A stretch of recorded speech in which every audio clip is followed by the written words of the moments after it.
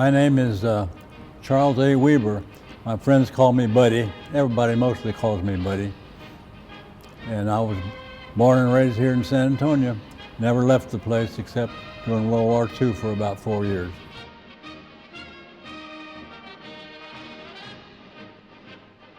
Every young boy has a hankering to learn how to fly. And I saw an advertisement in our local paper. One day I was working out at Duncan Field. And this advertisement says that you could come take a V5 program examination, and if you passed it, you could go into flight training for, at the time, the United States was not in World War II, but it looked like we were going to get in it, so I decided I wanted to try and see if I could pass that exam, which I did.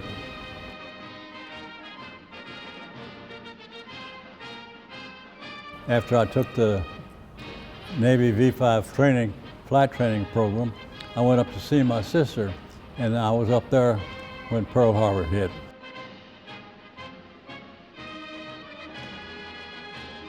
When you were assigned to a carrier, you were assigned as an air group, and that was 3 different groups of pilots. You had torpedo plane pilots, you had dive bomber pilots, and you had fighter pilots. And one of those 3 groups you would be assigned with. And each one of those groups had their own unique specialties as far as fighting a war is concerned. Well, it was fantastic being up in the air. Much better than being aboard ship. Although it was great when you came back and landed aboard ship also.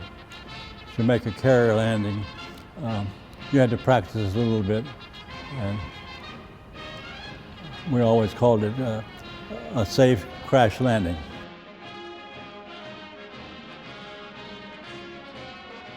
Actually, the Shangri-La was built from the keel up to be a carrier.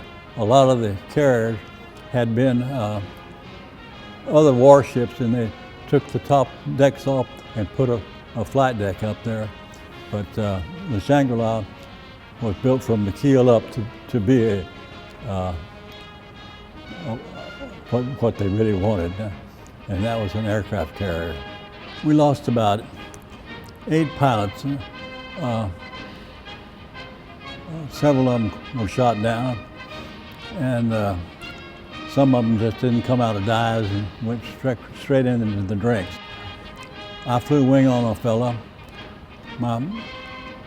My job was to protect his tail, and he was a heck of a pilot. He shot down 8 Japanese planes. They got to where they wouldn't dogfight with us because they wanted to save all their airplanes. They had so many shot down, but they wanted to save them to use as kamikaze planes because that's about all they had left toward the end of the war. On D-Day, we were in what we call Task Force, I think it was 560, heading to Japan. We were going to invade the mainland of Japan. And we were about 400 miles from Japan when they dropped those bombs. And that, of course, ended the war real quick.